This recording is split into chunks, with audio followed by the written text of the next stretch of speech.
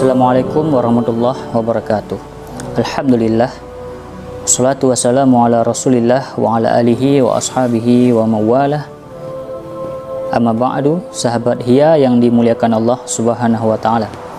Pada kesempatan kali ini Al-Faqir ingin menjelaskan tentang golongan-golongan ataupun siapa saja yang secara syarak, yang secara agama membolehkan untuk tidak berpuasa, bahkan agama melarang mereka untuk berpuasa.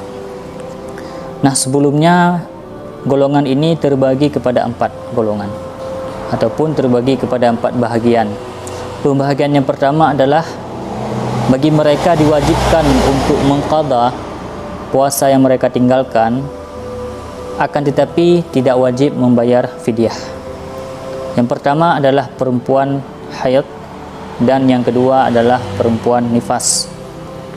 Nah, bagi mereka bahkan agama mengharamkan bagi mereka untuk berpuasa, dan jika mana juga mereka berpuasa maka puasa mereka tidaklah sah. Bagi perempuan yang tiba-tiba menstruasi di tengah puasanya, maka puasanya akan batal dan ia haram untuk melanjutkan. Dan untuk keesokan harinya jika masih dalam keadaan haid juga haram untuk berpuasa. Namun baginya harus bahkan wajib untuk mengqadha jumlah puasa yang ia tinggalkan di masa haid. Dan begitu pula bagi perempuan yang habis melahirkan yang mengeluarkan darah nifas. Yang ketiga adalah orang sakit. Sakit bagaimana yang dianggap boleh meninggalkan puasa dan wajib mengqadha puasa yang ia tinggalkan. Sakit yang ada harapan baginya untuk sembuh dari penyakit tersebut.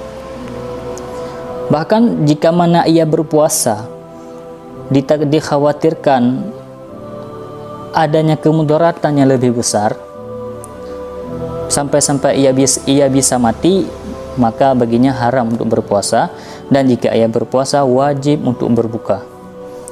Namun jika menurut anggapannya jika berpuasa ada kemudaratan namun bukan kemudaratan yang besar, maka lebih baik baginya untuk tidak berpuasa. Dan seperti biasa ia wajib mengqadha puasa yang ia tinggalkan. Yang keempat, golongan yang wajib mengqadha namun tidak wajib membayar fidyah adalah musafir.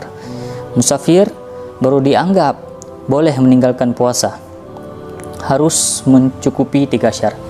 Syarat yang pertama adalah jarak perjalanannya sampai kadar 2 marhalah ataupun jika di tempat kita dengan ukuran 84 km menurut satu pendapat. Syarat yang kedua, perjalanannya ataupun musafirnya bertujuan bukan kepada tempat maksiat. Dan yang ketiga adalah ia harus keluar dari rumahnya tepat sebelum fajar terbit. Bila mana ia keluar setelah fajar terbit, maka baginya tidak dianggap benar untuk tidak berpuasa, kecuali jika menurutnya jika ia melanjutkan perjalanannya dalam keadaan berpuasa akan ada kemudaratan, akan ada kesukaran, maka syarak membolehkan baginya untuk tidak berpuasa dan ia wajib mengqadha puasanya. Dan yang kelima adalah orang yang tiba-tiba pingsan, orang yang tiba-tiba pitam ketika ia berpuasa, maka puasanya batal dan wajib mengqadha puasa yang ia tinggalkan. Golongan yang kedua adalah golongan yang tidak wajib mengqadha tetapi wajib membayar fidyah. Ini ada 2. Yang pertama adalah orang yang sangat tua renta yang baginya tidak ada harapan untuk sembuh ataupun tidak ada harapan untuk sanggup berpuasa, maka bagi mereka dibolehkan bahkan wajib untuk tidak berpuasa. Akan tetapi baginya wajib membayar fidyah. Kadar fidyah jika di tempat kita dengan kadar 8 ons ataupun 3 kaleng susu ditambah 2 genggam.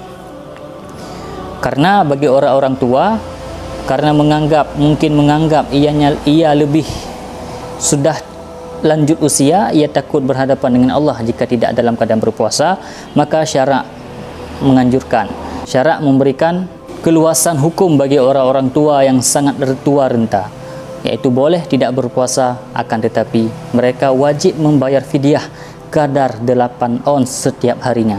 Satu hari 8 ons. Satu hari 8 ons dia berikan kepada fakir miskin.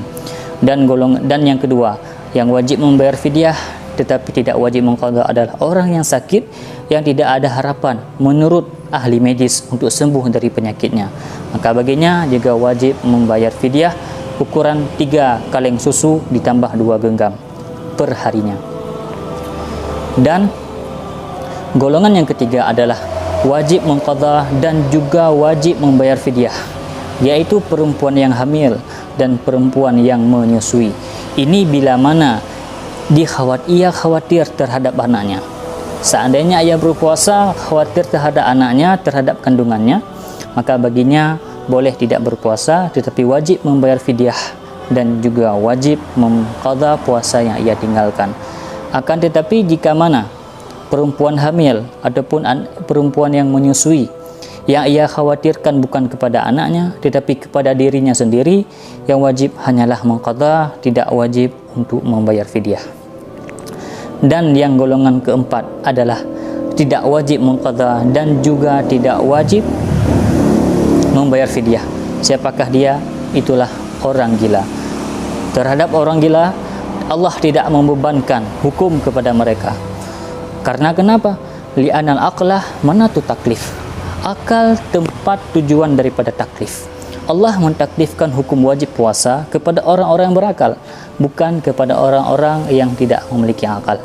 Maka orang gila ini di samping ia tidak wajib berpuasa, juga tidak wajib mengqadha dan juga tidak wajib membayar fidyah.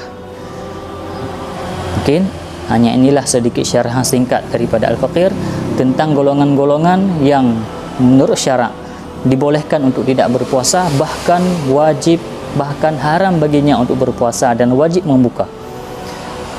Sekian daripada Al-Faqir.